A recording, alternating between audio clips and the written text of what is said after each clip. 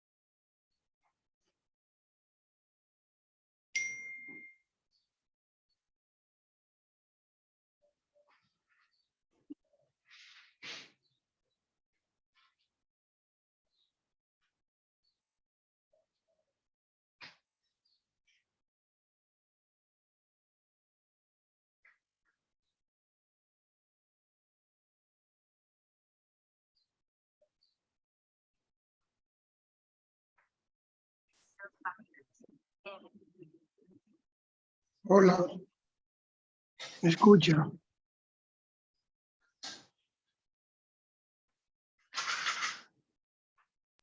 Hola, Hola, ¿Me escucha? te escucho. Muy bien. El hermano o hermana que va a leer está ya. No, déjame escribirle. Dame un momentito, por favor. Prepárate, vamos a comenzar, son las 6, 2 minutos ya.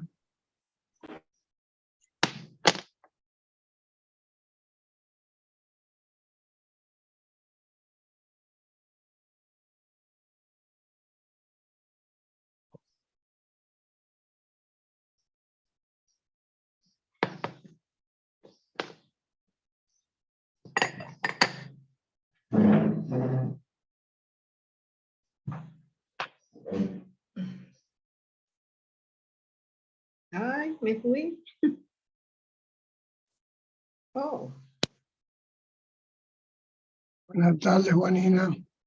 hola, Nasiri. ¿Tiene ¿Cómo calma? ¿Cómo estás?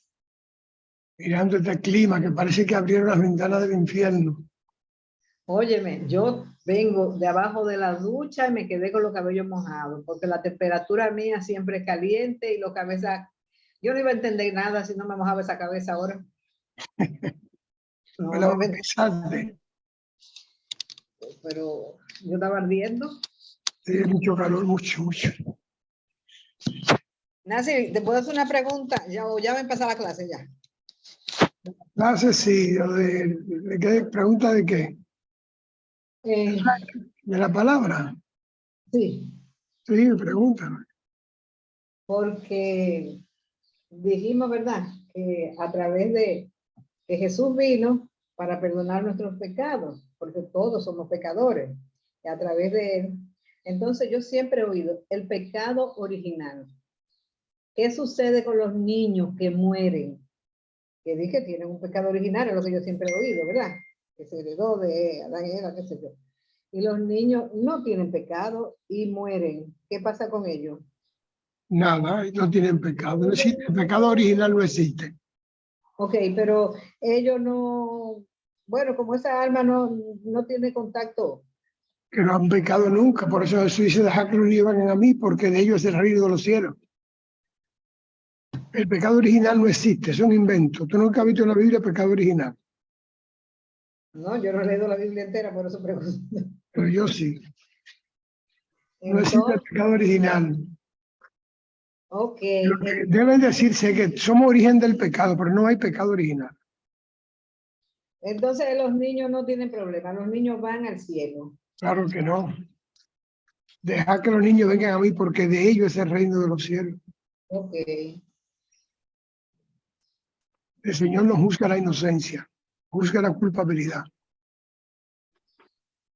sí, pero esa cosa yo le dije, ven acá, este pecado original. Entonces los niños no saben de ese pecado original ni van a tener.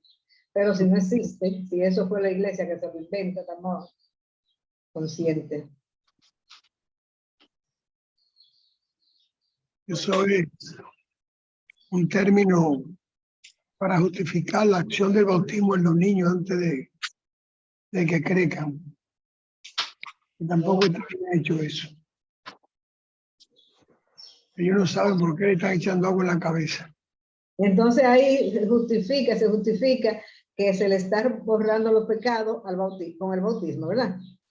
No, El original, el bautismo según, no borra pecado. ¿eh? El bautismo no borra pecado.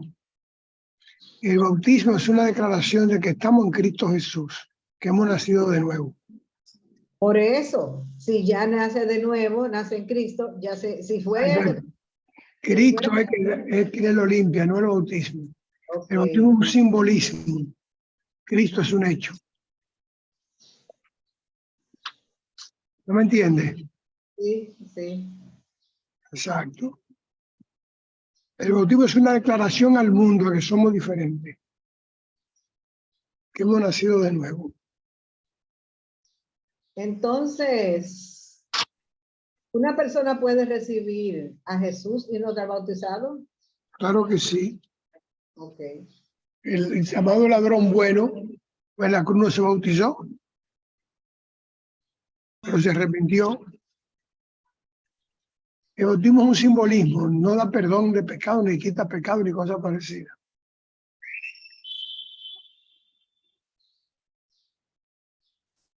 Hermana Luz, ¿por dónde andamos?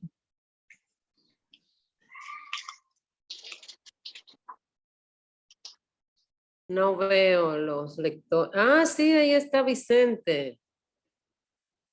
Ya está ahí. Pues vamos a orar para que comencemos. Oremos, Adelante. Padre nuestro que estás en los cielos, Señor nuestro. Dios único y verdadero, creador del cielo y de la tierra, poderoso, gigante, Señor. Su misericordia y su autoridad en nosotros, Señor, es el principio de nuestras vidas. El perdón de nuestros pecados está en Cristo Jesús, Señor. La santidad de nuestro espíritu, Señor, quedó sellada en la cruz del Calvario. Por eso hoy, cada semana elegimos este día del sábado, Señor, para descansarnos en su palabra, para edificarnos en su palabra, para conocer, Señor, de su palabra, todo el alimento que ella trae para nuestros espíritus, nuestras almas, Señor. Sea pues esta tarde, en este tiempo, Señor, un derrame del Espíritu Santo sobre nosotros, edificándonos, guiándonos, llevándonos, Señor, por la ruta que usted ha creado para nosotros. Se lo pedimos en el santo y divino nombre de Jesús. Amén. Si alguien tiene una pregunta de la clase pasada, ya la hermana Juanina lanzó uno que no es de la clase, pero está bien. Si no, podemos comenzar con el hermano Vicente.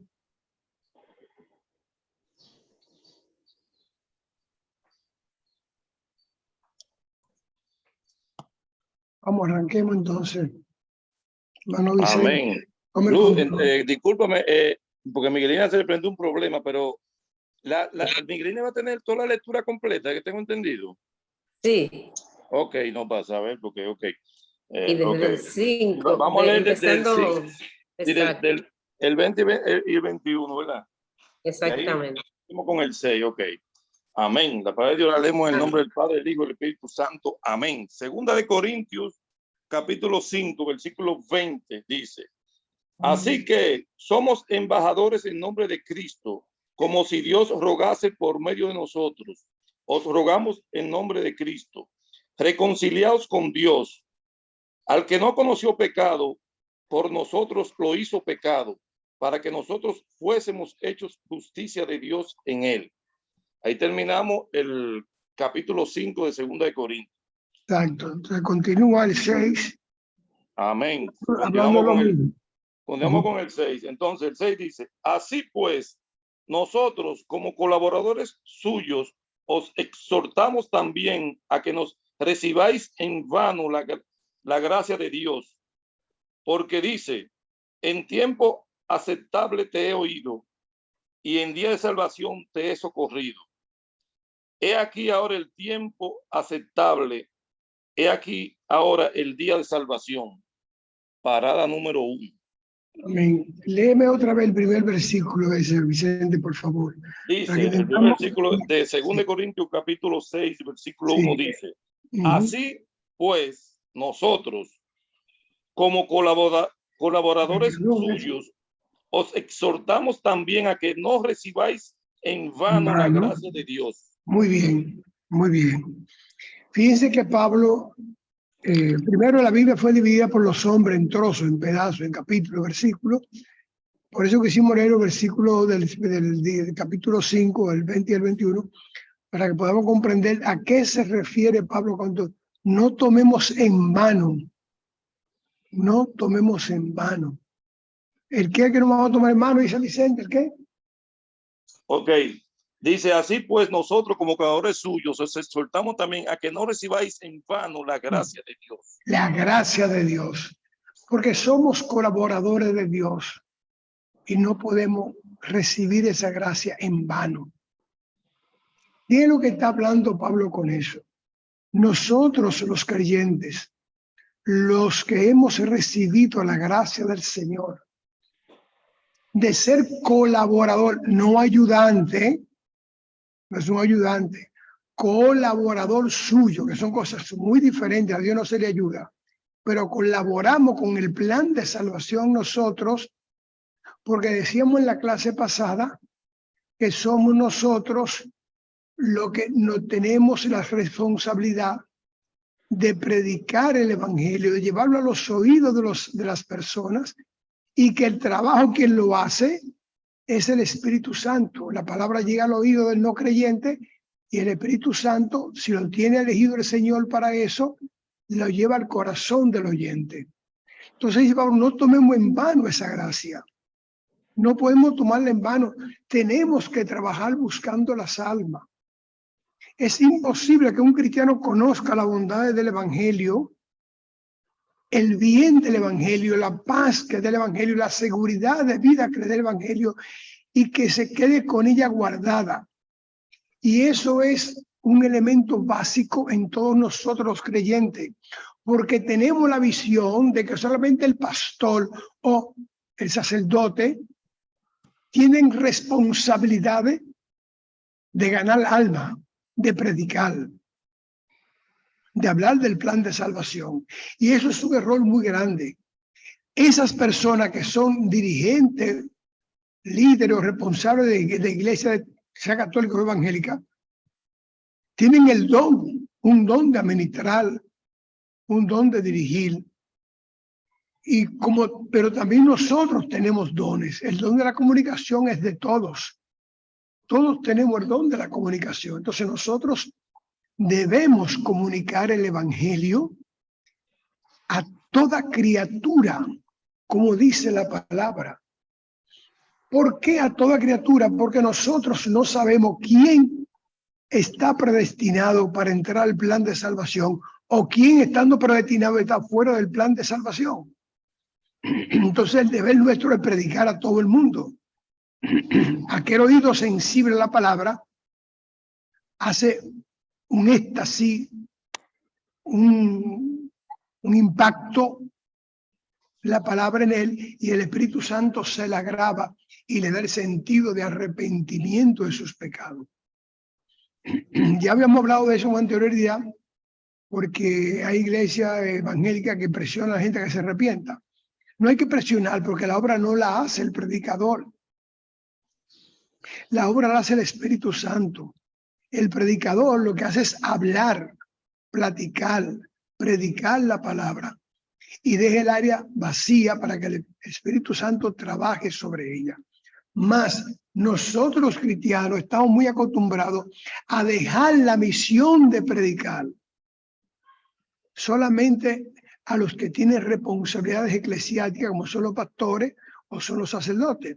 Y eso es un error, porque entonces estamos tomando en vano estamos tomando esa gracia que el Señor nos ha dado. A ser colaborador del Señor es una gracia enorme. Estamos diciendo que estamos contribuyendo con el Señor para que el Espíritu Santo haga la obra en ellos. Por eso que le digo, no somos ayudantes, somos colaboradores. Vamos a suponer, para que entendamos los términos, que tenemos un proyecto, digamos, para ir a repartir alimentos a un barrio determinado y pedimos ayuda a un grupo de personas. Esas personas son colaboradoras, pero nosotros que vamos a hacer el trabajo.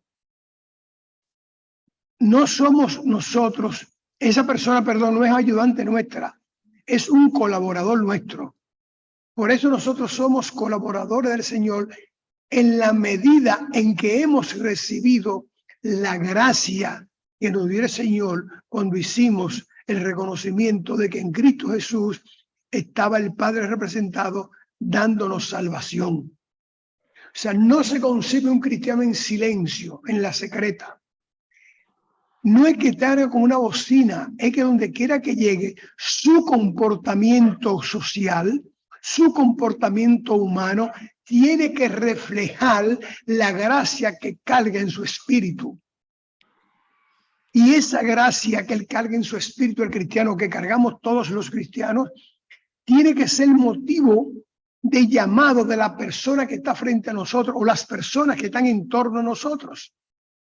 ¿Por qué somos diferentes? Ahí comienza el primer impacto de provocar en nosotros que esa gracia se abra a contribuir con el plan de salvación. Pero si nosotros estamos en un grupo y somos groseros, como conozco algunos hermanos que son santos en la iglesia y ladran en la calle y hasta muerden en la calle. No, la persona que nos ve en el templo nos ve muy santo, pero somos lobos disfrazados de oveja. Nosotros tenemos la obligación de ser cristiano en todos los lugares que vayamos para que nuestra personalidad llame la atención de las personas. La mansedumbre del cristiano, no la tontería, no la mensedumbre, sino la mansedumbre del cristiano es su primer proyecto de prédica.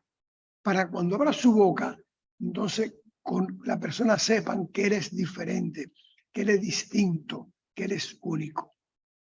Se tiene por costumbre dejar la misión de la prédica, la misión de conquistar almas, a los dirigentes de las iglesias y de los ministerios. Eso es un error, porque resulta que los pastores no producen ovejas.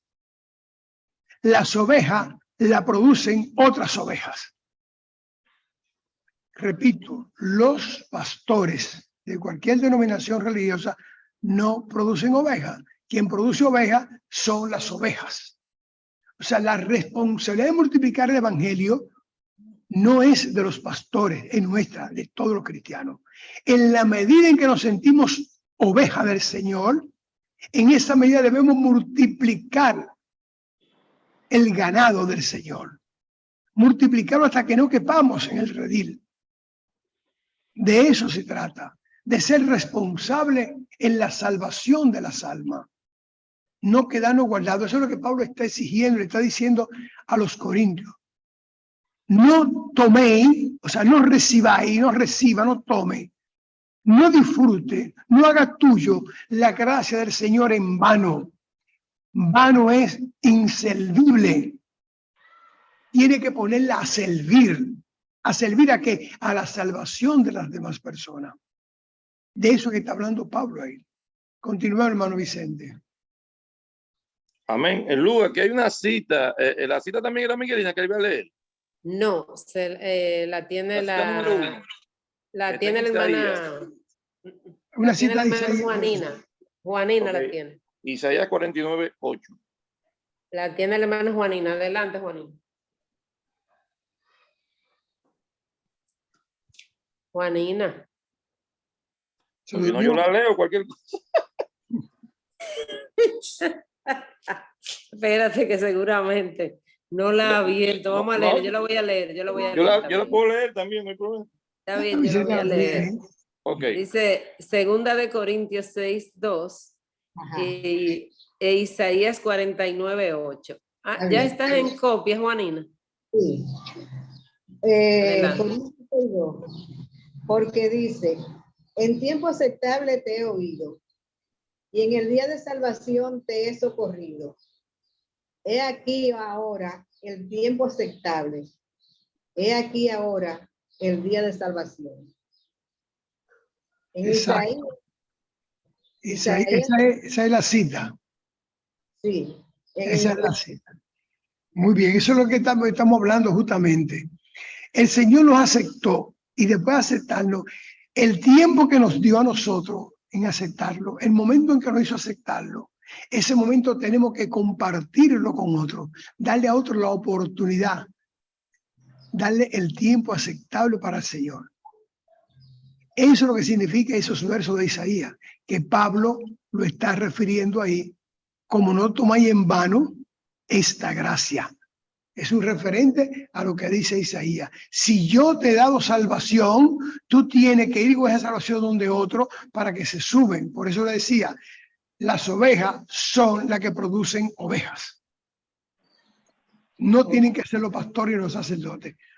Todos tenemos la responsabilidad. La administración de los concilios son dones. Pero todos tenemos el don de la prédica. En tiempo aceptable te aceptable. Te di salvación en el tiempo adecuado. En el tiempo que tenías tú para salvarte, te di salvación. Ahora tú usa el tiempo de otro en mi nombre para que lo lleve, lo traiga al plan de salvación. Hay que hablar. Continuemos. Isaías 49:8. Así dijo Jehová, en tiempo aceptable te oí, y en el día de salvación te ayudé, y te guardaré, y te daré por pacto al pueblo, para que restaure la tierra, para que heredes asoladas heredades. Palabra de Dios.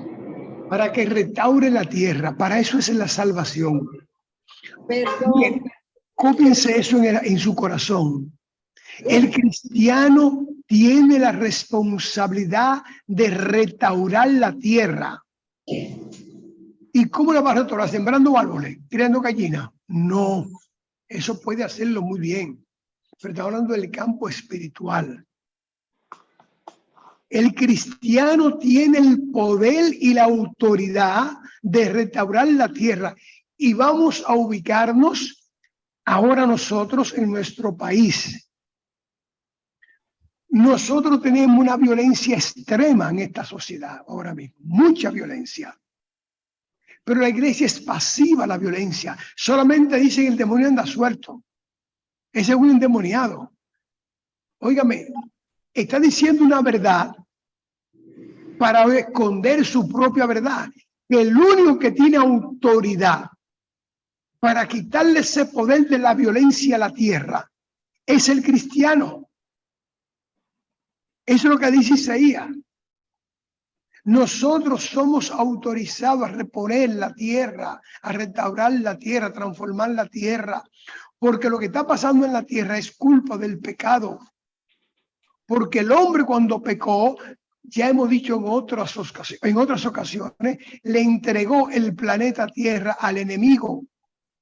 Entonces el hombre también que pecó tiene la autoridad que le ha dado el Padre Celestial en Cristo Jesús, repito, que le ha dado el Padre Celestial en Cristo Jesús a restaurar lo que él mismo dañó con la palabra de Dios. Por eso fue que vino Cristo a nosotros, para ser un instrumento de transformación. Por eso dice Pablo, no toméis en vano esta gracia, úsala para transformar la tierra en el nombre de Jesús, porque somos colaboradores del Señor.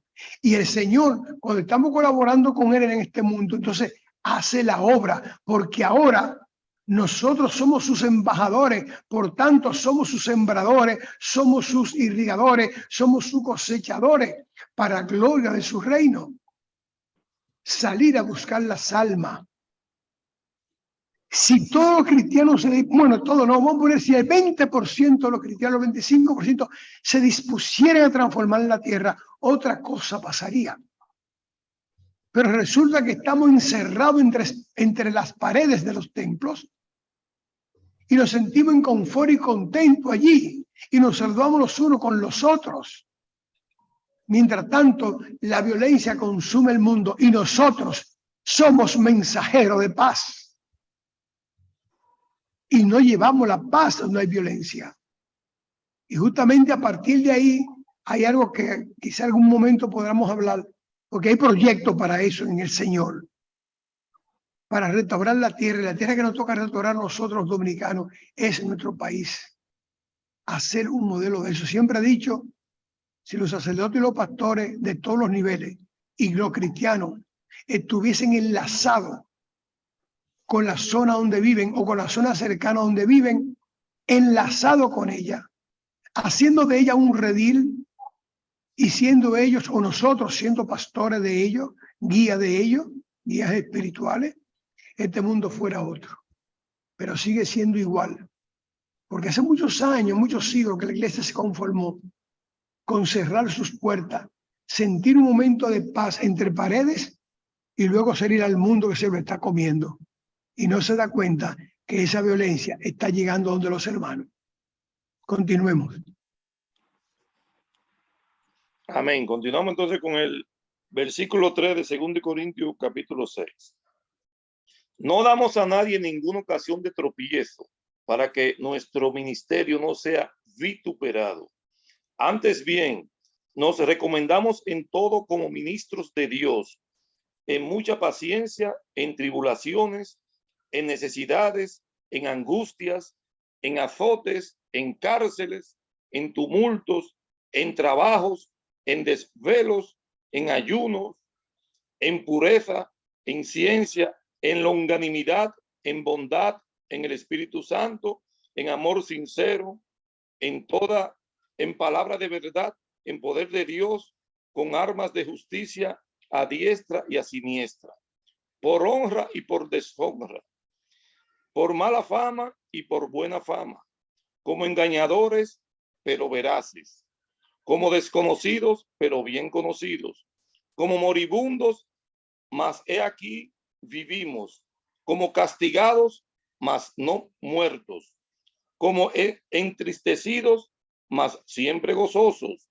como pobres, mas enriqueciendo a muchos, como no teniendo nada, mas poseyéndolo todo. Nuestra boca se ha abierto a vosotros, oh Corintios, nuestro corazón se ha ensanchado. No estáis estrechos en nosotros, pero sí sois estrechos en vuestro propio corazón. Pues para corresponder del mismo modo, como a hijos hablo, ensanchaos también vosotros. Parada número 2. Aleluya. Pablo está diciendo ahí una serie de adverbios y de verbos que indican el sacrificio que le ha costado a él la prédica. En estos tiempos, ni siquiera el 20% de todo eso que dice Pablo cae sobre los hombros de los cristianos. El mundo ha cambiado tanto que no nos pueden apalear ni meternos presos por eso, ni perseguirnos por predicar, ni cosas parecidas. Ha cambiado tanto el mundo desde los tiempos de Pablo hasta ahora. Y sin embargo, nosotros los cristianos todavía nos avergonzamos y nos da miedo predicar donde quiera que estamos. Cuando Pablo dice, mi corazón está abierto, le está diciendo, yo lo amo. Yo lo amo a ustedes. Dice, oh Corintios, o sea, un pueblo, ya se dijimos que era un pueblo promiscuo y sucio. Y Pablo dice, yo los amo. Extiendan ustedes este amor al pueblo donde están. Si yo lo amo, amen ustedes también. Si yo trabajo por ustedes, si me desvelo por ustedes, desvélense ustedes por ustedes mismos, por su mundo. Hoy en día la iglesia no tiene ninguno de esos tropiezos. Los tropiezos de la iglesia de hoy son lo que ella misma se ha creado y se sigue creando. Pero la iglesia no tiene ese tipo de tropiezo. Entonces, ¿por qué no salir coronado con la gracia del Señor? Para que todo el mundo vea la transformación nuestra. Que somos diferentes. Que comemos lo mismo, andamos por las mismas calles, hacemos todos iguales, pero somos diferentes. Es esa diferencia que Pablo dice a los Corintios, ténganla ustedes también, que yo hasta he pasado hambre por estar predicando, pero hoy ningún cristiano pasa hambre por estar predicando. Casi todos tenemos de qué vivir, y si hay algún hermano que no tiene de qué vivir, y está predicando, de seguro que la iglesia o alguien lo socorre, lo ayuda. Con desvelo, no duerme orando por su ministerio. No duerme pensando en las almas que hay que salvar. El trabajo que nosotros hacemos en este mundo para el Señor tiene excelencia de pago. Totalmente excelencia de pago, no con oro ni plata, sino con coronas celestiales. Allí, cuando lleguemos al reino, buen siervo, si en lo poco fuiste fiel, en lo mucho te pondré. Si fuiste fiel en la corta vida, aquí tienes una larga vida. Mucha vida va a tener aquí conmigo. Nosotros que somos la iglesia, no los sacerdotes ni los pastores, nosotros los cristianos todos somos la iglesia del Señor. Tenemos que coger todas esas cosas que dice Pablo que ha pasado y darnos cuenta que en estos tiempos nada de eso no puede pasar. Puede haber persecución, pero no nos va a pasar nada de eso. Y aún con el confort de la vida moderna, nos avergonzamos, nos atemorizamos para predicar el evangelio. Hay gente que le da vergüenza decir que es cristiano, como si eso fuera un defecto, y no se da cuenta que esa es una corona de diferencia, muy diferente. Y eso tenemos nosotros que marcarlo en nuestros corazones. Cuando Pablo dice, oh Corintios, está diciendo, oh cristianos, Ensanchad vuestro corazón. Ensancharlo. No seas estrecho de corazón, ensánchate. Bríndate, entrégate, transfórmate y transforma con tu transformación a todo tu entorno. Eso es lo que Pablo está diciendo. No es otra cosa. Continuamos, hermano Vicente. No sé, aquí Luz dice que había que repetir nuevamente la lectura del 3 al 13. Sí, volver a los epítetos que dice Pablo, hay que repetirlo. Para que Ok, lo entendamos. continuamos. Ok. No damos a nadie ninguna ocasión de tropiezo para que nuestro ministerio no sea vituperado. Párateme ahí. No demos a nadie ninguna ocasión de tropiezo para no ser vituperados, o sea, que no hablen mal de nosotros. No hagamos tropezar a la gente, tenemos que ser diferente al mundo. Sigue, Vicente.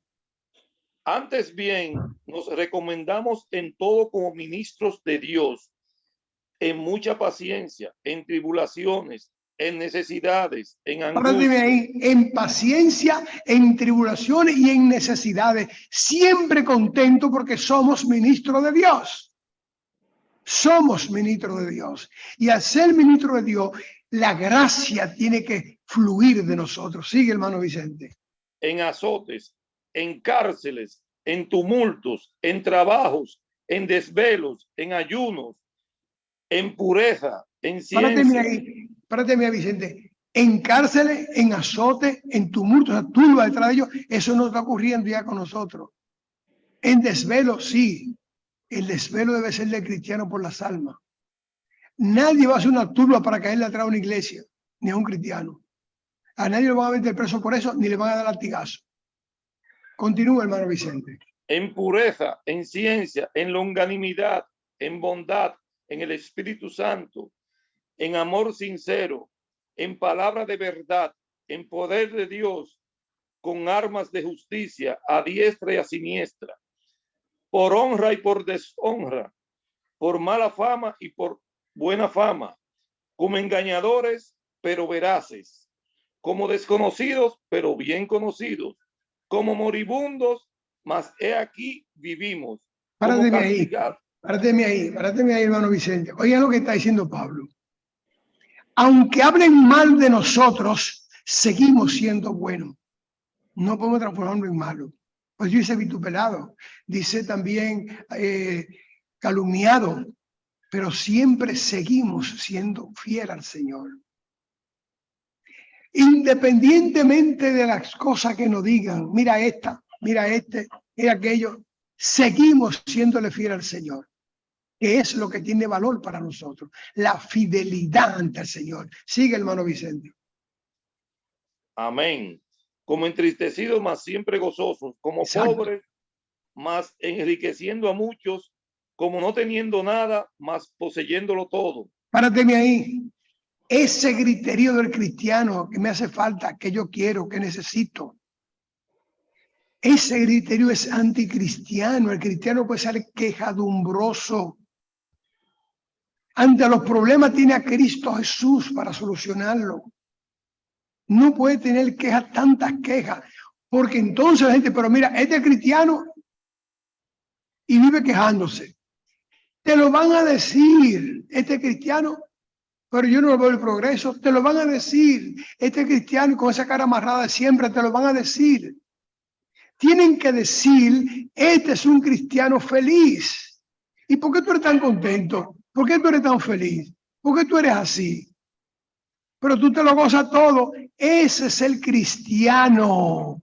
Porque las cosas del mundo no pueden aplastar su espiritualidad. Las necesidades de la carne no pueden deshacer su espiritualidad. Porque sus necesidades físicas, materiales y humanas no pueden destruir su fidelidad ante el Señor, su fe en el Señor, su esperanza ante el Señor, el gozo de su espíritu. El cristiano tiene que ser un hombre feliz, una mujer feliz que sonríe ante las dificultades, que sea centro de apoyo, de control de las emociones humanas, que sea un consejero permanente. Pero resulta que tenemos muchos cristianos que viven con un griterío permanente.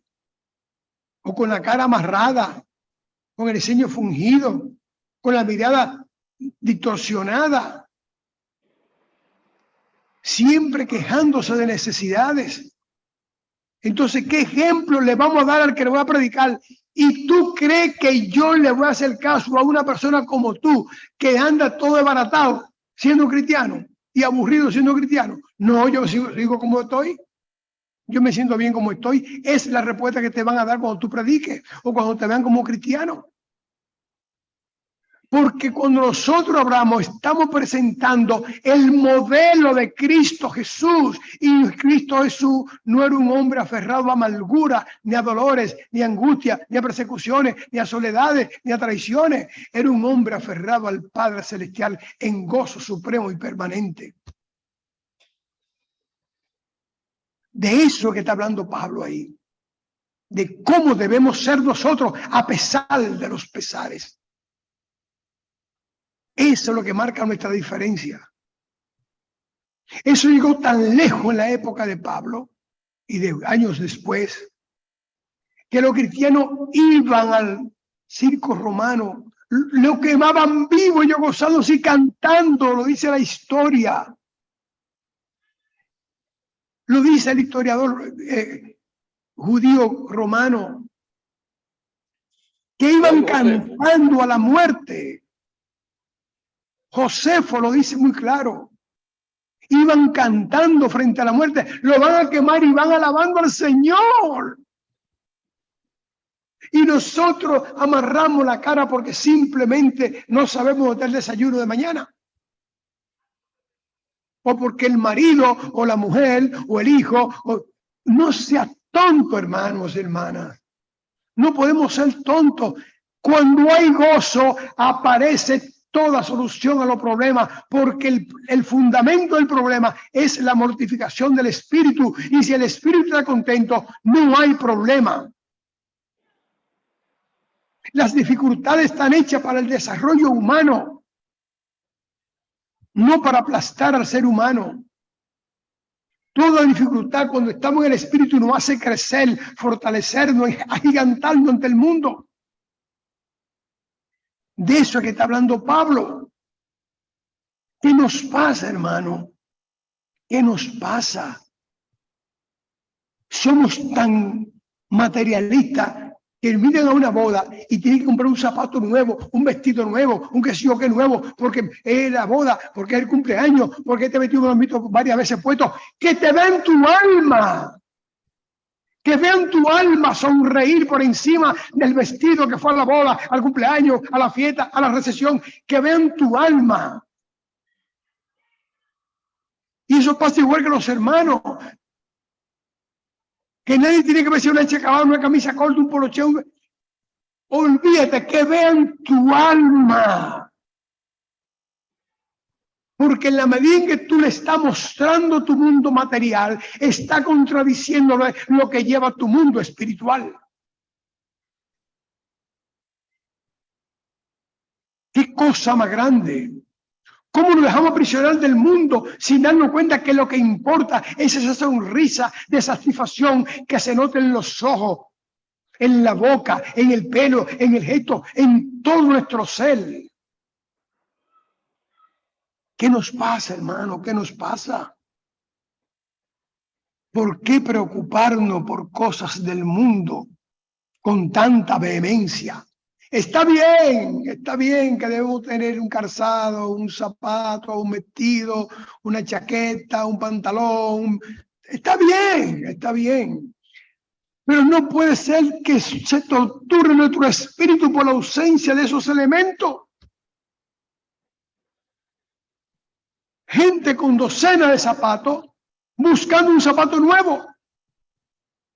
Porque no saben ni siquiera limpiar el que tiene ahí, que es de más calidad que el que van a comprar. Hermano preocupado porque además tiene una sola chacabana. ¿Qué cosas son esas? Sonríe, entrega el gozo de tu salvación al entorno tuyo y otros sabrán lo que es la verdadera salvación, el gozo de vivir en el Señor, que por encima de todas las necesidades brota de tu alma una sonrisa de satisfacción, de honra, de orgullo, de valor y de seguridad, para que la transmita a los demás cuando tú le hables del Señor. Eso es un verdadero embajador. Eso es un verdadero hijo del Señor. Eso es un verdadero colaborador del Señor. Uno que maneja el concilio de la reconciliación. El que maneja eso, ese gozo. Te voy a decir un secreto, hermano. Tú sabes que Jesús solo tenía una sola túnica. Una sola túnica tenía. Y qué hermoso. Me imagino que para lavársela tenía que meterse en una habitación para que la secaran y todo. Pero nunca dijo, Padre, consígueme una sandalia mejor porque tengo que caminar mucho y voy a atravesar el desierto. Padre, consígueme otra túnica porque esta se me está diluyendo y está perdiendo el color. No, nunca digo eso, Dios. Ni Pablo lo dice tampoco. Por eso dice, he pasado hambre, desvelo, necesidades, persecuciones, tortura, latigazos, de todo por el Señor. Pero en ningún momento dice Pablo, mire, a veces me consigo una sandalia. Tengo que comprar otra túnica. En ningún momento. ¿Por qué? Porque llevaban en sí mismo el gozo del plan de salvación, que es lo que tú tienes que llevar y que yo tengo que llevar y que todos tenemos que llevar. Continúa, hermano Vicente. Amén. Nuestra boca se ha abierto a vosotros, oh Corintios, nuestro corazón se ha ensanchado. No estáis estrechos en nosotros, pero sí sois estrechos en vuestro propio corazón. Párate ahí, Vicente. Mi boca y mi corazón se han ensanchado para ustedes, aunque ustedes tengan su boca cerrada y sean estrechos de corazón. Yo los amo por igual. Porque la misión del cristiano es amar. Es amar. Y aunque los corintios vivían murmurando a Pablo, él le dice, yo los amo y tengo mi corazón abierto para ustedes y mi boca abierta significa bendiciéndolos. Sigue, hermano Vicente. Amén. Pues para corresponder del mismo modo como a hijos hablo, ensanchaos también vosotros. Ok, somos templo del Dios viviente. ¿Somos templo? Es un subtítulo ahí para Sí. meternos en el versículo 14. Sí, somos templo. Somos templo del Dios viviente. Aleluya. No os unáis en yugo desigual con los incrédulos, porque ¿qué compañerismo tiene la justicia con la injusticia? ¿Y qué comunión la luz con las tinieblas? ¿Y qué concordia Cristo con Belial? ¿O qué parte el creyente con el incrédulo? ¿Y qué acuerdo hay entre el templo de Dios y los ídolos? Porque vosotros sois el templo del Dios viviente. Como Dios dijo, habitaré y andaré entre ellos y seré su Dios y ellos serán mi pueblo. Parada número 3, cita número 3. Hay una cita ahí. Hay una cita. Vamos a leer la cita. La cita la tiene la hermana de Yanira. Perdón que no la he visto, déjame buscarla. Sí.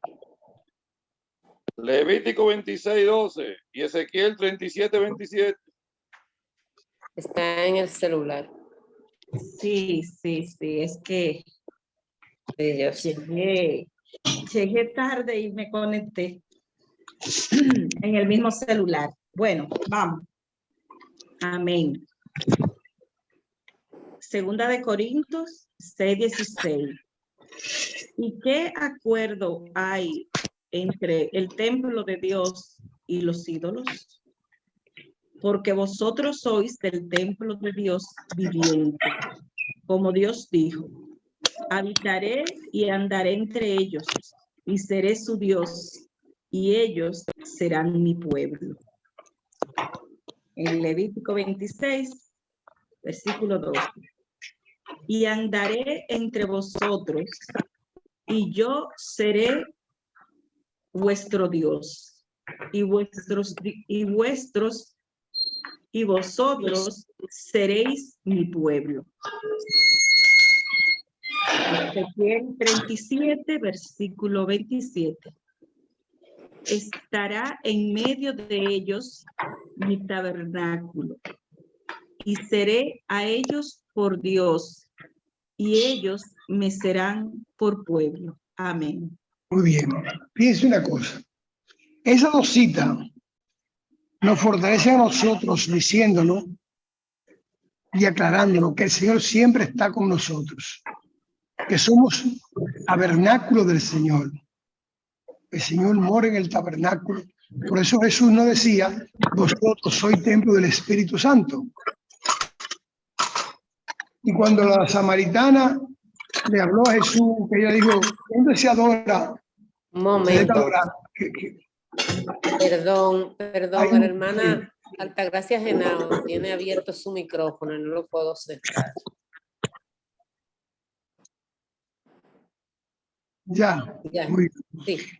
Y cuando Jesús decía eso y dijo a la samaritana, el tiempo es ya en donde los verdaderos adoradores adorarán en espíritu y en verdad. Significa, somos nosotros el templo del Espíritu. Ahora, al comenzar esta lectura de estos últimos versículos que el hermano Vicente está leyendo, habla del yugo desigual. No hay cosa más tergiversada en el Evangelio que esos versículos. El yugo desigual. Óigame. Hay hermanos evangélicos básicamente que son unos radicales con eso. Yugo desigual no significa tanto como lo están manejando, porque tenemos que ver que Pablo escribió eso a los Corintios, que era un mundo perverso, idólatras, pero idólatras radicales, hasta le tenemos que matar, acabar en contra de sus ídolos. Entonces, ese radicalismo de esa época en que se escribieron esos versículos no pueden tener vigencia total, repito, no pueden tener vigencia total, sino parcial entre nosotros hoy en día. Conozco hermanos que no van a los 9 días de un familiar que se ha muerto porque van a hacer un rosario y no van a juntarse con ese tipo de gente. Lo que es un error. Porque ¿a quién le predica ese hermano? ¿A quién que le va a predicar? ¿Por qué ese hermano no va y oye el rosario, el agua que rocían ahí, la vela que prenden, y cuando termine dice, yo quiero decir algo, sin decir nada en contra de lo que se ha hecho? Porque eso también tenemos que aprender lo de Pablo y de Jesús, básicamente. Sin decir nada en contra, habla de Cristo Jesús ahí. Es ahí que tiene que hablar de Cristo Jesús. Porque esa gente está buscando por un camino errado. Entonces tú que eres el cristiano, tienes que enseñarle cuál es el camino. Cuando digan Dios nos saque de pena y nos ayuda a descansar, tú terminas entonces, cuando termina todo eso, tú te pares. Y yo quiero cerrar diciéndole que debe estar descansando en paz todo aquel que tuvo arrepentimiento en Cristo Jesús. Usted no ha dicho que eso no sirve. Usted ha dicho que el Cristo Jesús da paz, que es una verdad. Porque Pablo estuvo en Atenas y en ningún momento acusó a los atenienses de idólatra, sino que dijo, en todo veo que sois muy religiosos. Pero no lo acusó porque no fue buscarse enemigo, fue llevarle convicción del Señor. Yugo desigual es algo que ahora se puede practicar, por ejemplo, en un negocio. Usted es empleado de un empresario, usted es el contable, y él le dice, mira, falsifícame esto y esto y esto y esto, porque tengo que hacer tal cosa y no puedo pagar todos los impuestos. Ya, ahí usted está en yugo desigual. Porque a usted lo están llevando a que se comprometa con la maldad que está haciendo su jefe. Entonces usted tiene el coraje de decir, yo no puedo hacer eso. Mi Señor me lo prohíbe. La honradez que tengo con usted, la tengo ante el mundo, autorizado por mi Señor Jesucristo. Entonces, si ese Señor tiene algún sentido de espiritualidad guardado que no ha sacado, cuando usted le dice eso y a usted le está tocando los timbres, usted le está haciendo ladrón a él, pero le está tocando los timbres más sutiles de su espiritualidad, si la tiene. Si lo botan de ahí porque usted no hace eso, usted puede estar seguro que se cumpla en usted aquello de buen siervo, en lo poco fuiste fiel, en mucho te pondré, le van a hacer un trabajo mejor. Ese es un yugo desigual. Pero no en el matrimonio. Solamente se puede hablar de yugo desigual si una mujer conoce que un hombre discotequero o promiscuo, como ir a los corintios, digamos, de gente que vive en el mundo haciendo y deshaciendo, y es una mujer de Cristo y le pone atención a un hombre así, ya ahí sí hay un yugo desigual. Pero una persona con ciertas condiciones morales, disciplinarias socialmente, no tiene por qué ser un yugo desigual cuando la mujer es cristiana y el hombre no. Porque ella puede llevarlo al evangelio a él. O en vía contraria, el hombre puede llevar a la mujer. Lo que tiene que valorar son los elementos morales, sociales, culturales, educacionales, espirituales que pesan en el alma de esa persona. Si son muy pesadas, ahí hay un yugo desigual, si no, no. Porque ¿cuántos matrimonios no se produce dentro de ellos un cambio de aceptación del Señor, del hombre o de la mujer en forma individual? Y luego con el tiempo es que el otro compañero, dije la palabra compañero, no pareja, el otro compañero, que es un compañero, no una pareja, entonces recibe el Señor 5, 10, 15, 20, 30 años después. Si se dividen porque uno es cristiano y el otro no, ¿cuándo el que no es cristiano va a conocer del Señor? Va a coger odio a los cristianos porque le rompió su matrimonio. No va a querer saber de los cristianos que le rompieron su matrimonio. Entonces eso no es un yugo desigual. Eso se refiere Pablo, porque en el libro de Deuteronomio dice que no haga yunta desiguales, porque no puede poner un buey aral junto con un burro al lado. A eso es lo que se refería a eso. Y si Pablo se lo está refiriendo a los corintios ahora, se lo está refiriendo porque los corintios es un mundo promiscuo. Y Pablo tiene temor de que el mundo se meta a la iglesia, como ya lo tenía que corregir porque se estaba metiendo a la iglesia. Y ya vimos en Corintios 1 cuántas correcciones tuvo que hacer Pablo para evitar eso. Entonces el yugo desigual hay que sospesarlo.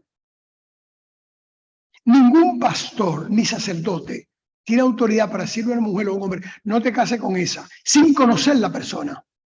O no te cases con ese, sin conocer esa persona.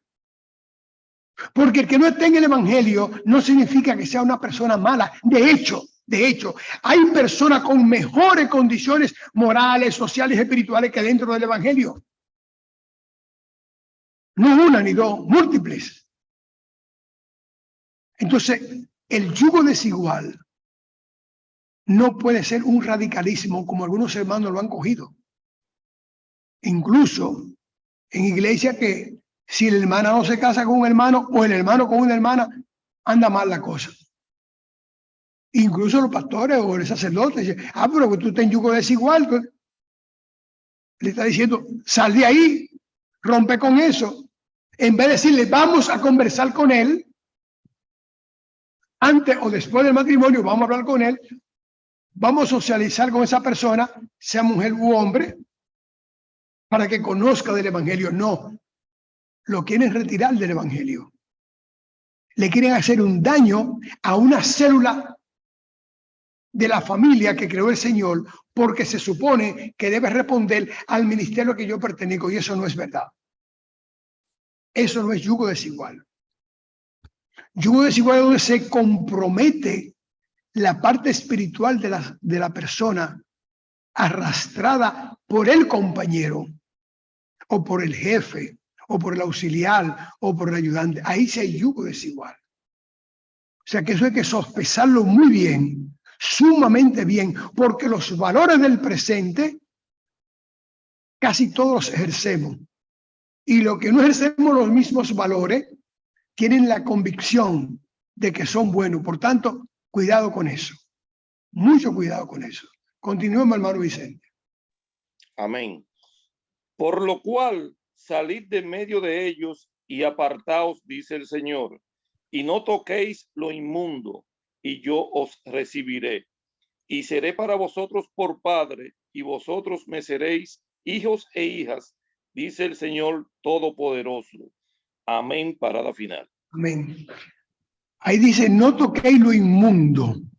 O sea, lo que está lleno de maldad, lleno de pecado. Ahí es que tú tienes que meterte en lleno. No dejarte arrastrar al toque de lo inmundo en tu matrimonio, en tu relación social, en tu relación familiar, en tu relación laboral. Ahí es sí es. Porque si no vamos a juntarlo con los que no son del evangelio, no podemos dar clases en las escuelas ni en las universidades. Y los médicos cristianos no pueden ver a las personas que no sean cristianas, porque eso es un yugo desigual. Y eso es radicalismo de la ignorancia, porque no hay cosa más radical que el ignorante. De hecho, la ignorancia es la corona del desconocimiento. Y eso hay que tomarlo muy en cuenta.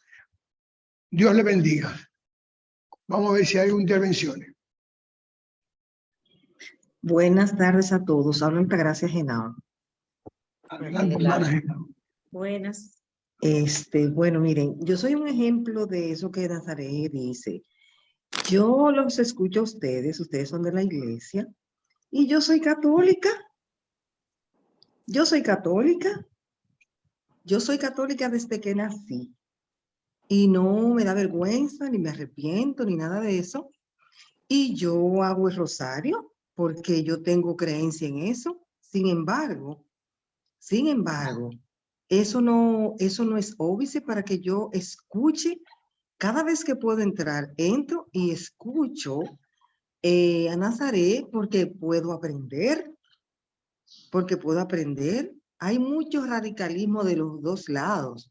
Entonces, yo soy una persona abierta en ese sentido para esclarecer y para aprender, como he aprendido muchas cosas aquí, pero eso no implica que yo voy a tener un radicalismo, como habla Nazaret, de los hermanos, como decía un padre, en una iglesia donde yo vivía, en la zona oriental, él hablaba de la fuerza de los hermanos separados, hablaba el padre Eligio, que en paz descanse. Entonces él decía que muchos hermanos separados tenían más convicción, más seguridad que muchos católicos, y viceversa, como dice Nazaret, que hay mucha gente en la iglesia que no tienen una actitud firme y buena en sentido general, el acto de la palabra, como fuera de la iglesia. Entonces, para mí, yo no tengo ningún cuestionamiento a los hermanos separados, porque yo creo en Cristo Jesús. Y yo soy católica y creo en Cristo y hago el rosario. Muchas gracias. Bien. El que te va a quitar o dejarte el rosario no es lo que oiga de parte mía, sino que el Señor toque tu corazón. El que hace el trabajo es el Espíritu Santo, no nosotros los que hablamos del Evangelio. Lo que el Espíritu Santo nos quita, yo lo respeto. El problema de él es con su relacionado, no conmigo. Yo no tengo derecho a meterme en eso con nadie. Mi papel es predicar. Y me gustó que dijera ese ejemplo porque hay muchos hermanos que quieren hasta romper con esas cosas. Con eso no se rompe. Por eso el Espíritu Santo toca los corazones. Y eso es lo que vale. Y no soy yo que lo toco. Líbreme el Señor de tal cosa. En la clase pasada hablábamos que nosotros llevamos la palabra. La palabra llega al oído, pero quien la lleva al corazón es el Espíritu del Señor. Es que muy bien el ejemplo, hermano Altagracia. Sí, habemos muchos católicos en este grupo. Porque yo soy católica también, tengo entendido que la hermana Luz, Así es. Somos más. La hermana Linda, el hermano Hipólito. Nosotros estamos en este fin de semana trabajando en un retiro, evangelizando hermanos, arrebatando. Así que Santa gracia, Genao, no estás sola. Ni te pongas triste. Ni mal acompañado. Amén. Amén. No, de ninguna manera, triste. No estés Yo triste está- por nosotros- nada, dice la palabra. No, Ah, triste, nosotros Luz. estamos No, de ninguna felices. manera, Luz. Nosotros estamos Quería, aquí. Luz, ¿Sí? quería agregar, y a los demás hermanos, bendiciones. Quería agregar en este punto que la riqueza, la gran riqueza de esta escuela de estudio bíblico es la diversidad. Esa es la gran riqueza, que podamos estar unidos en un contenido y Amén. en un propósito. Amén. Amén. Y eso es lo que más, lo que me gusta, mucho me gusta. Bien. Contenía un punto, sí, del contenido de la clase, es con relación a lo que se enfatizó sobre la mala interpretación que hay respecto a esta parte referida al yugo desigual. Y conozco casos de personas porque se ha limitado al tema este de formar de los matrimonios, ¿no? Sobre todo en iglesias evangélicas. Entonces, muchas personas, he conocido personas que han abandonado su iglesia porque al interesarse en alguien que no pertenece, pues se enfría su fe, su práctica cristiana. Entonces, eso hay que trabajarlo mucho, Nazaria, hay que trabajarlo mucho, mucho, aclarar cuál es el contenido y el significado para nosotros los cristianos cuando se habla de yugo desigual.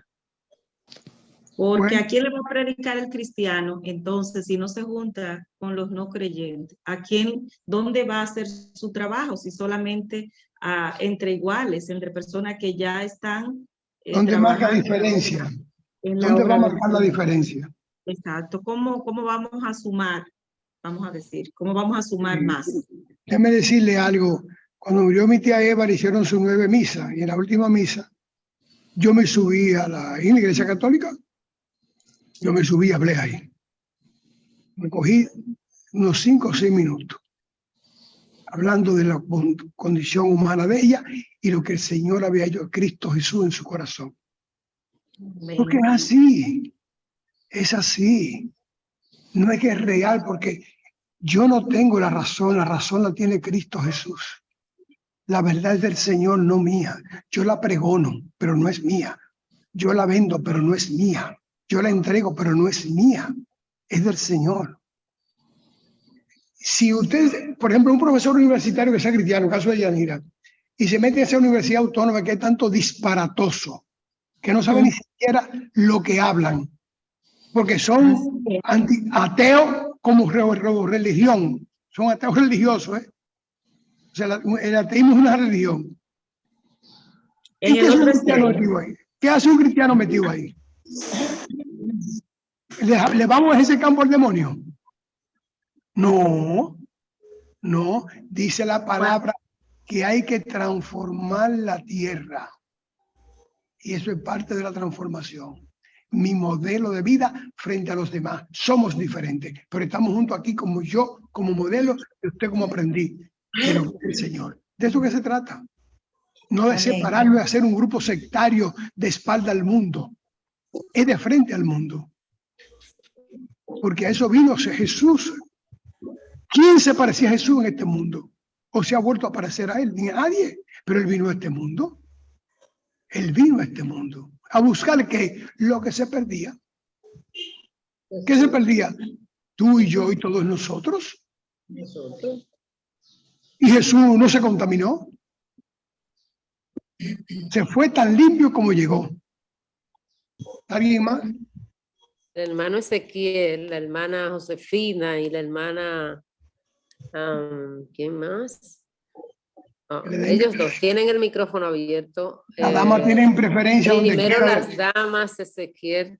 Gracias. Es la dama. Sí, buenas.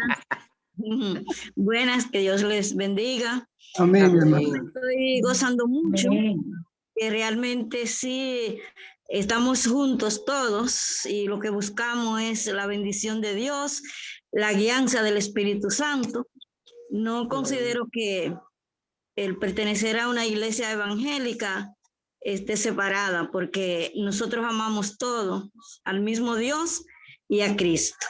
Y realmente nosotros cuando buscamos de Cristo, entregamos nuestra vida a Él, estamos junto a Él. Y el que nos cambia de manera de pensar es el Espíritu Santo, como dice Nazaret. De verdad que me siento bien porque compartimos y aprendemos juntos y se respeta, ¿verdad?, la forma en que cada quien, ¿verdad?, decide pertenecer a uno u otro grupo. Así que me siento contenta y entiendo perfectamente lo que Nazaret está explicando sobre el yugo desigual y todo eso. He visto muchos casos en iglesia que sí no permiten que una joven o un joven se casen con una persona que no sea de su denominación. Pero también he visto casos en los que la iglesia no le ha desvinculado, sino que ellos mismos se han ido por ir detrás de una pareja. Y yo creo que lo que ahí es más importante es ver quién es la persona. ¿Quién es la persona con la que nos vamos a casar? Porque puede ser tan bueno o mejor que cualquier cristiano. Pero claro, sí, creo que sí, que eso es muchas veces una decisión de la propia persona. Porque, por ejemplo, en mi iglesia han pasado casos en los que se han casado con alguien que no es cristiano y no, la iglesia no ha dicho nada sobre eso. Si han vuelto, se lo han recibido con los brazos abiertos. Pero otros han decidido tomar otro camino y acompañar, ¿verdad?, a su cónyuge. Así que sí, hay de todo en la viña del Señor, pero sí, si somos guiados por el Espíritu Santo, yo creo que vamos a hacer lo correcto delante de Dios. Dios le bendiga. Amén. Amén. Ahora te toca. Bueno, voy yo entonces. Sí. Mira, ¿me escuchan? Sí, mi hermano. Mira, ese yugo desigual es una cuestión que yo no entiendo. Porque si tú vas a las iglesias evangélicas, la gran mayoría, son mujeres. Y la mayoría también están casadas. ¿Por qué? Porque la mujer fue primero a arrepentirse, fue primero a la iglesia y dejó el esposo afuera. Entonces, ese es un yugo desigual. Entonces, ¿qué hacemos entonces con el marido? Convertirlo, como se está haciendo muchas veces. Allá siempre oramos, y Nazaret y Vicente saben que oramos siempre por las parejas que no están en la iglesia y no tienen su pareja ahí, sea el esposo o sea la esposa.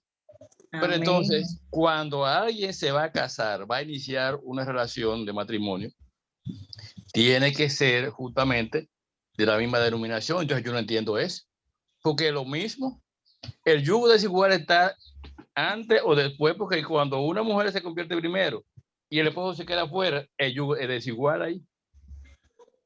Eso por ese lado. Sí. Otra cosa, bueno, Nazaret, yo tengo otro que aclarar también, que si iba a comentar algo ahí, Nazaret. No, dime, no importa. Sigue tu hermano. Que tú dijiste que en cuanto tú dijiste ahorita que lo que pasó la iglesia primitiva para extenderse no fue ni un 20% de lo que nosotros tenemos ahora. Pero entonces yo recuerdo, tú dijiste también, que ¿cómo se llama? En las persecuciones, en los problemas es que se abunda, hay mucho más desarrollo. Fíjate, cuando Balaguer nos flojó la banda colorada para los barrios, los clubes estaban llenos, los barrios estaban llenos de clubes sociales y se hacían poesía coreada y había mucha cultura, había mucha lectura, había muchas cosas. Tan pronto vino el PRD y flojó, nos dio libertad, todo eso desapareció, todo desapareció. Eso mismo no pasa con la religión, con la fe cristiana. Cuando estaban azotando a los cristianos, pues la religión avanzó mucho más que ahora que tenemos libertad plena para predicar el evangelio. Bien, lo primero debo decirte que es que las iglesias tienen normas que la han legalizado como institución, como estatutos, que contradicen el evangelio solo por un desconocimiento. Siempre usted me ha oído decir que nosotros estamos todavía predicando un evangelio medieval, quizá antes del medioevo, un evangelio musical, sin evolución, sin ningún tipo de tecnología evolucionista que nos lleva a comprender el mundo de hoy desde el punto de vista del cristiano. Entonces eso es un lazo de atadura para las propias iglesias, que el pastor o el sacerdote tiene que dar consejería antes del matrimonio. Eso está muy bien, pero no puede limitar el matrimonio a que sean los dos de las mismas religiones. No puede limitarlo porque la religión no da salvación. La salvación la da el Señor.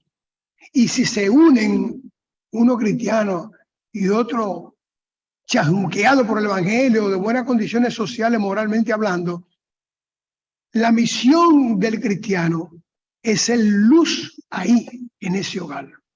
Y la misión del sacerdote o del pastor no es evitar ese hogar, sino alimentar ese hogar y darle seguimiento. Darle seguimiento. Porque si le da seguimiento, lo lleva al convencimiento a quien no sea de que debe ser. Lo que pasa es que lo casan y a Dios, lombriz y a Dios jamás lo ven.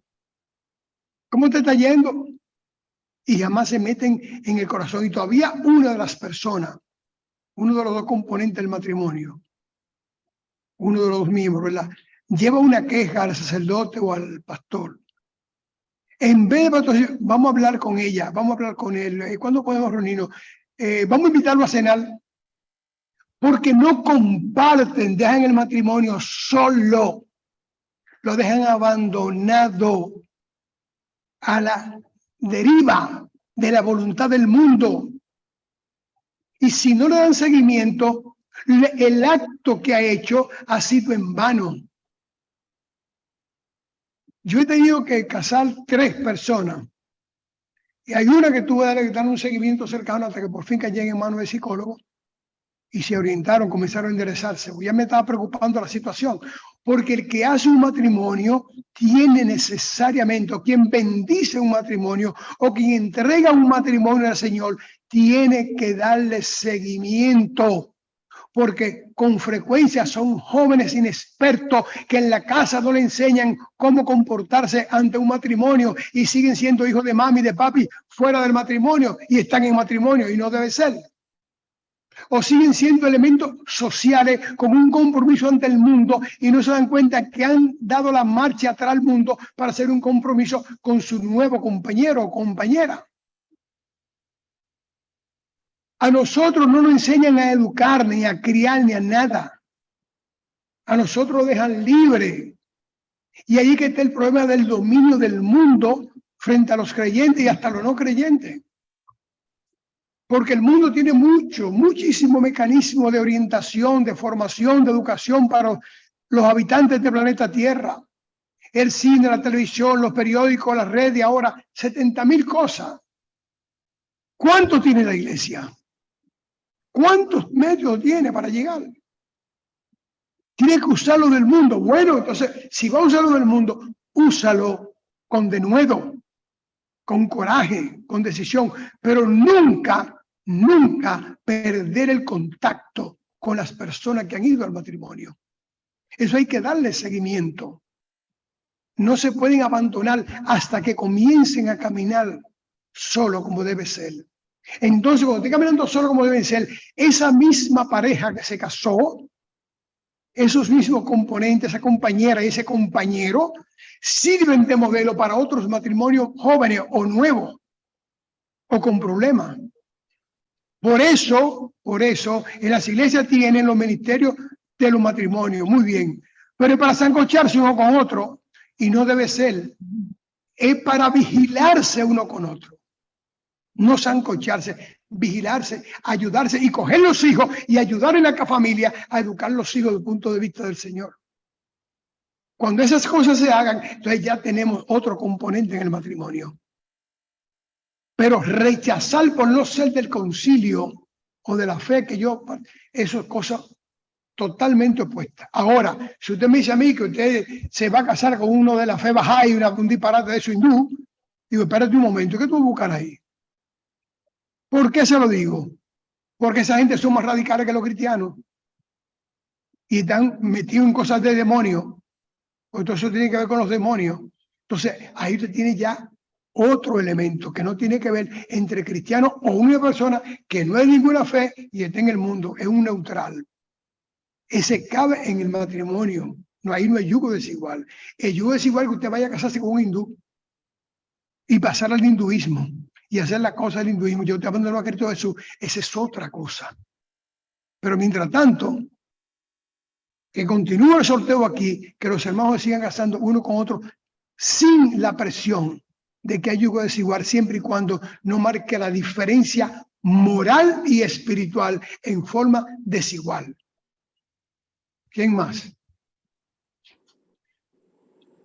Yo quería decir algo con relación al tema de la diferencia en términos de tiempo sobre la persecución a Pablo y la diferencia en nuestros tiempos.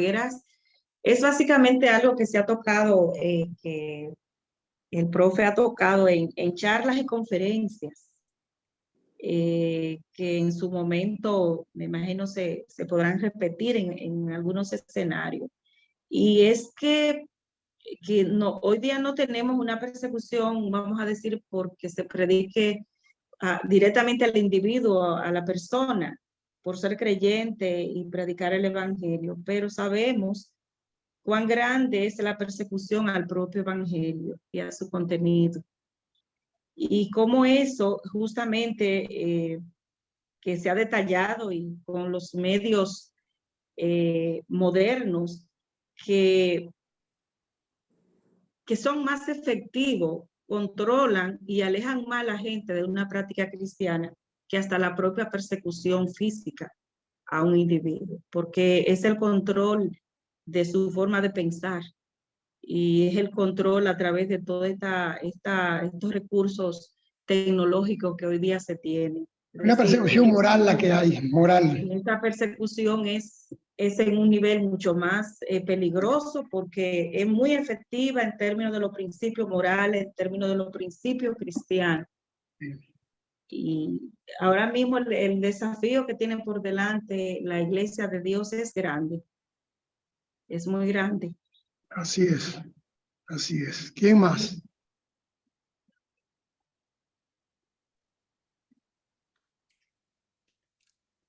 No veo más nadie. ¿Alguien más? Señor, gracias. Gracias te damos, Señor, por escucharnos esta tarde, por inspirarnos, por orientarnos, Padre, por darnos luz en nuestros espíritus, Señor, por descender llamas, Señor, de amor y de misericordia en nosotros, por ser nuestro guía espiritual, por darnos la bendición de podernos reunir para hablar de su plan de salvación en Cristo Jesús.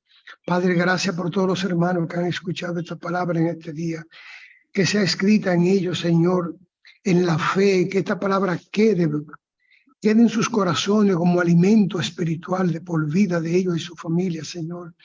Que cada hermano que abrió su puerta para escuchar, Señor, sea un multiplicador en su hogar, en su sociedad, en su trabajo, en su mundo, Señor. De la gracia y la misericordia que cubren a lo que han dicho que sí a Cristo Jesús, Señor. Gracias por cada familia de mis hermanos, Señor. Bendígalo, guárdalo y protéjalo todo. Y denos, Señor, siempre su presencia en el Espíritu Santo. Se lo pedimos en el santo nombre de Jesús. Amén. Amén. Amén. Dios Amén. bendiga. Amén. Gloria a Dios. Buen fin de semana. Amén. Amén. Bye. Ay. Aquí estás, debemos mover, te adoraré, adoraré. Que Dios les bendiga. Bye. Amén. Bye. Bendiciones, mi hermano. Quizás nos vamos mañana. Amén, gloria a Dios. Mañana es Santa Cena, gloria a Dios. Sí, posiblemente lo veamos por eso. Aleluya. Gracias.